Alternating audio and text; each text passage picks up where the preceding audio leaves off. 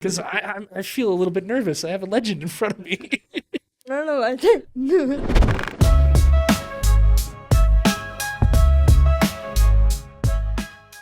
Hello and welcome to another edition of Airdrie Inside. I am your host, Chris Glass. We are back at Rival Axe.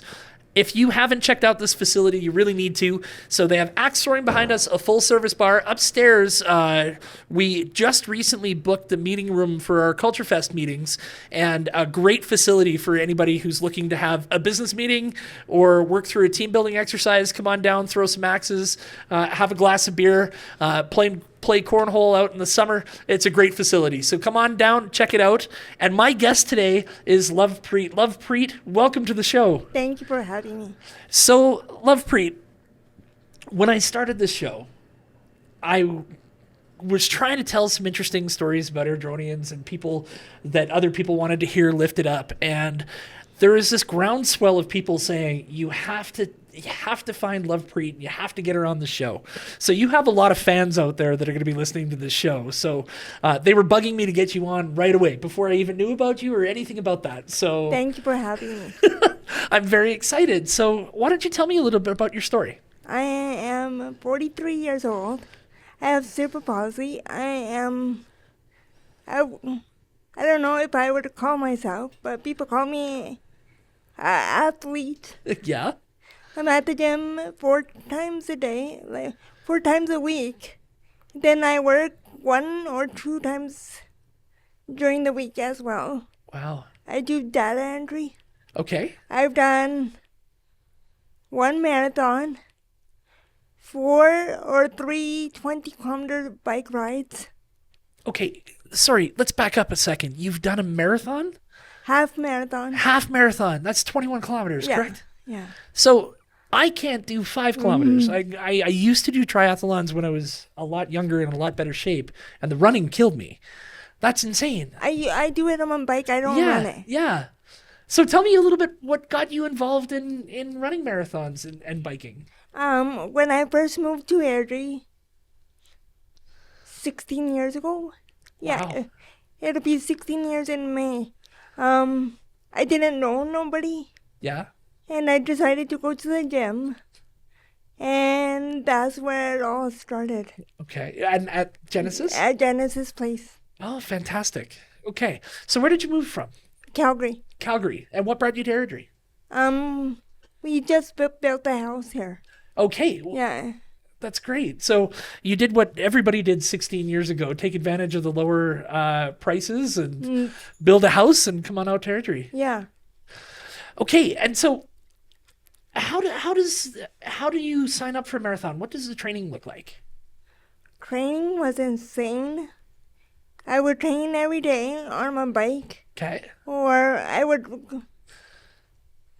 go outside on my bike. Then I would go to the gym and ride the bike there. Come home and get on the bike again. Wow. So you went all in. Yeah. Okay. And how long did you train for your half marathon?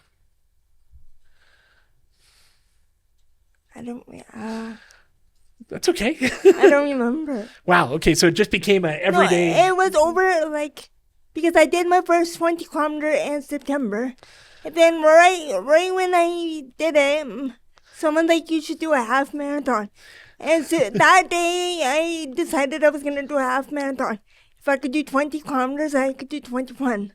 Yeah, I guess, right? So talk to me about your first race.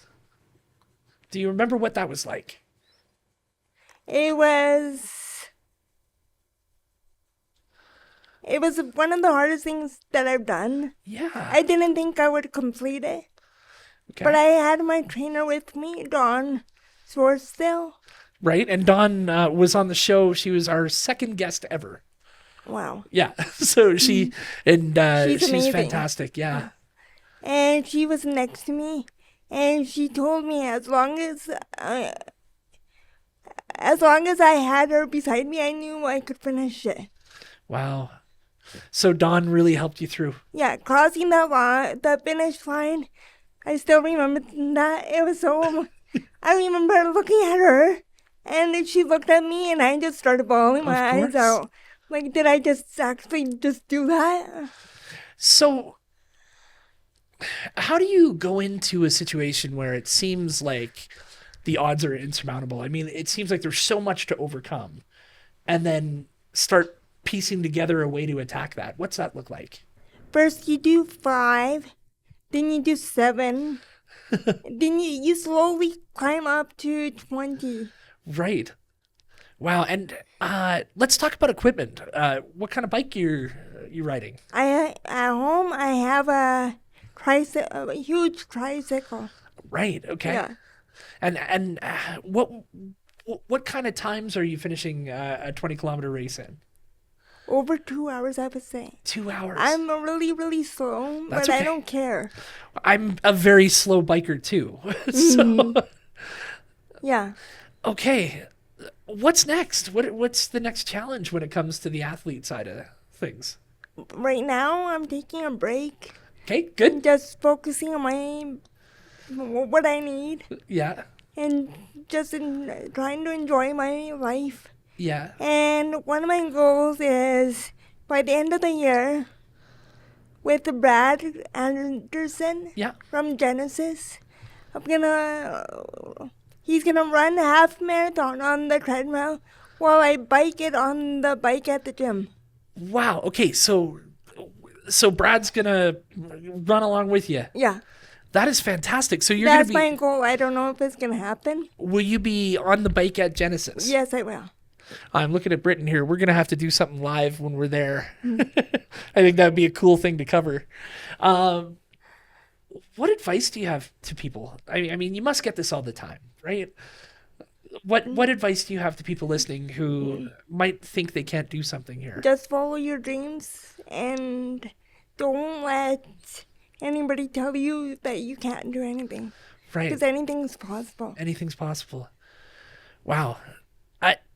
How is Airdrie when it comes to being an adaptive city for people to get around, people with mobility issues and whatnot? Is that getting better? To be honest, I Yeah. haven't had no issues. Yeah. That's great. Yeah. That's fantastic. I know the city prides itself on working hard to make it accessible for everybody. Yeah. That's really cool. What would you like to see in the future for cities? Like, we have people listening who are in civic planning. What would you look for in future projects? Yeah, that's okay. I don't know. You don't know? That's okay.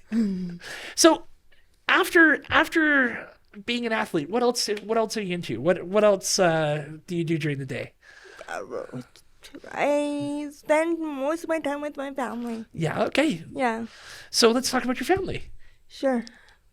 Tell me about your family. I live with my parents, Okay. my brother, my sister-in-law, and my 2 nephews. 2 nephews. Okay, great. And are they riding alongside you yet? How old are your nephews? They're 16 and 12. Wow, okay. So that's a very fun, active age. Boys? Boys. Boys. Wow. And they're really active. One plays hockey and the other one plays basketball.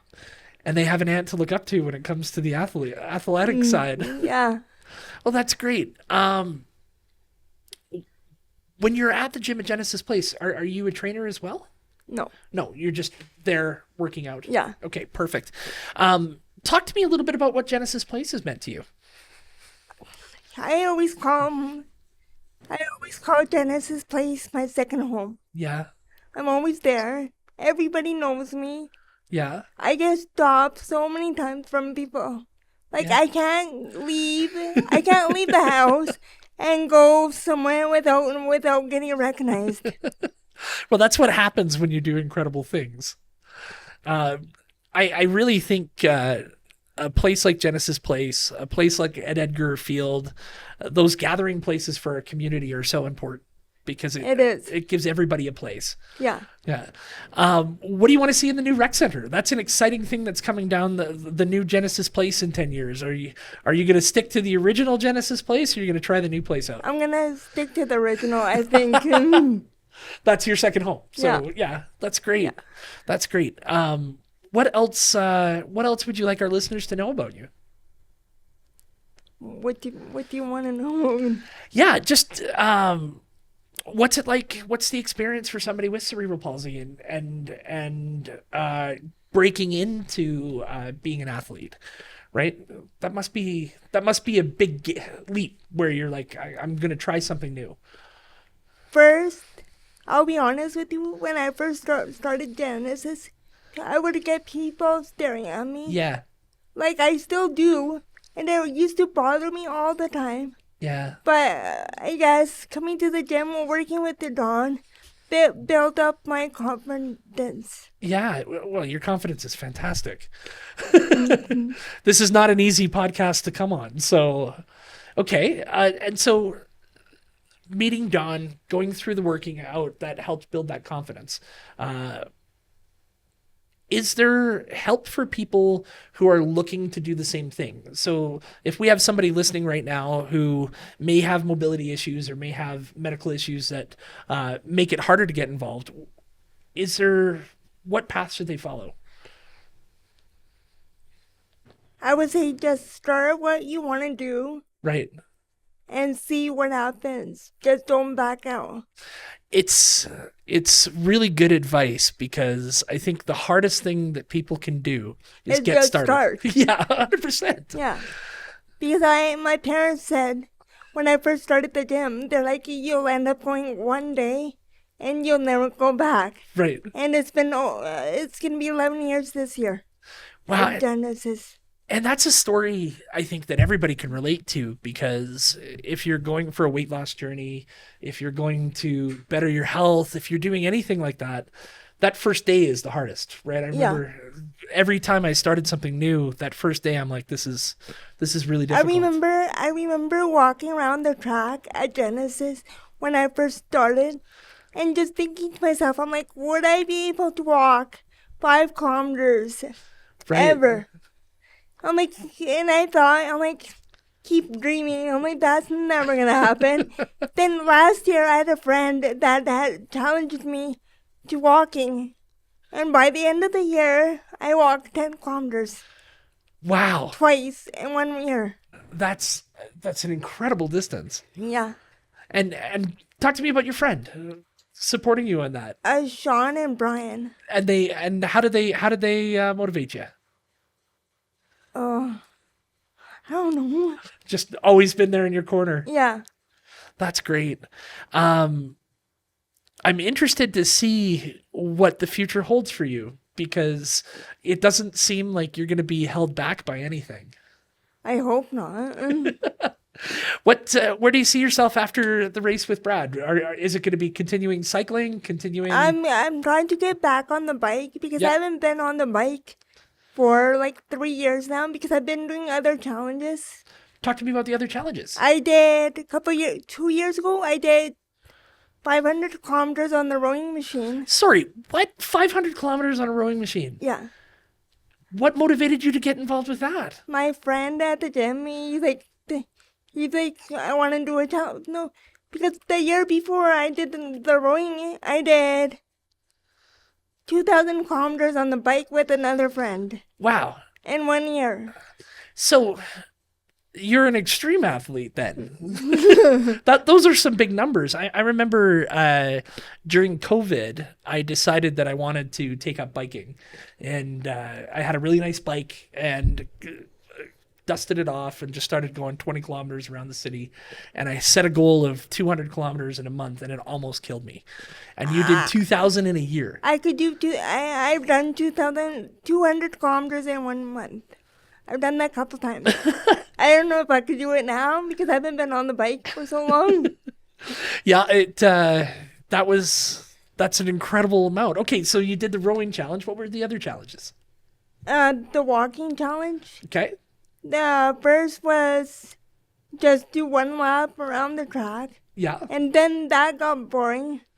Then I got a Fitbit and I just put it in my pocket to see how much I could do. First time I did 2 kilometers. Right. I'm like, I wonder if I could do 5. And I did 5. Then I'm like, I wonder if I could do 7. Wow. And I kept going up. So you share the gym with people, like you said, when you started, people were looking at you, and I think now people are going to be looking at you going, this is motivational for me, right? I've heard that so many times, and I'm like, I don't see myself as that. They're like, you don't need to see it. We see it.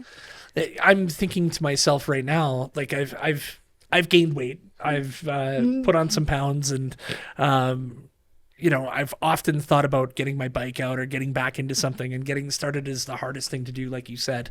But listening to you talk is motivating me to dust off my body and take better care of myself and get out there. So I can't imagine somebody at the gym who's struggling to finish a workout or struggling to start something new, seeing you and going, okay, I'm going to quit now. That must be a big motivation for a lot of people looking at you now. Me and my nephews have one rule. Rule number 1 is never give up. That's a fantastic rule. That's great. Okay, so back on the bike. We're going to continue with the challenges. Are you still rowing? Right now, Yeah. I'm not doing much. Not doing much, Yeah. but we're getting ready for the big race. Yeah. Well, that's fantastic. Lovepreet, thank you so much for spending some time with me. Thank you for having me. Is there anything else you'd like to say to people listening as a closing statement? Give everybody one more motivational quote here. Never give up. Never give up. So I'm being told by my producer that I need to ask about Canada. So what is the biggest stage that you've been on? I was top 25 most influenced woman of Canada 2 years ago. And you don't lead with this statement? I mean, so top 25. Talk to me about that process. What a great honor. It was a huge honor. Okay. Yeah. Tell me about it. So Britain nominated me, Yeah. and it took us a couple months before we found out. So I didn't think I was gonna get it. And he texted me one morning. I was getting ready for the gym, and he texted me. He's like, he never swears. And he goes, check your effing email. I'm like, okay. And I'm sitting there. I'm reading the email, but I couldn't understand what it was saying. Of course. I'm like sitting there shaking. And then I walked out of my room. I'm like, Mom, Dad, I think I'm top 25, but don't freak out yet. Don't freak out yet, because I'm thinking I'm going crazy. And then I posted, we were in a family group, and I posted that email in our family group. But can someone read this out loud? just to make sure, pinch me. Yeah. And they're like, I think it was my brother. He texted me back. Goes, lady, you're top 25 women of influence in Canada. I'm like, how? How isn't a question. I see exactly how. You are very influential. Thank you. That's an incredible honor, but not surprising. Absolutely not surprising to see that. I remember walking in the room. I'm like, I don't know if I deserve this. I don't know if I belong here. So tell me about the process. How did you get the award? Was there a ceremony? Was there an award show? Was it? I had to go all the way to Toronto. Okay. So you went to Toronto and there was a gala? Yeah, it was a huge award ceremony with 25 other women around Canada that got it. That's an incredible honor. Where can we find out about this? I want to link this in the show notes to make sure people can read about it. And, I could send it to you. I would love that. We will link it for all of our listeners so you could find the story yourself. So you are top 25 most influential women in Canada, and you're going to continue to be influential and continue to inspire people. Yeah, I guess that leads to a question about accolades, right? Like, obviously, you're not doing this to win awards. You're doing this for myself, for yourself, and for your health. I never thought it would get to this point. What do the awards mean? It's a huge honor. Yeah. But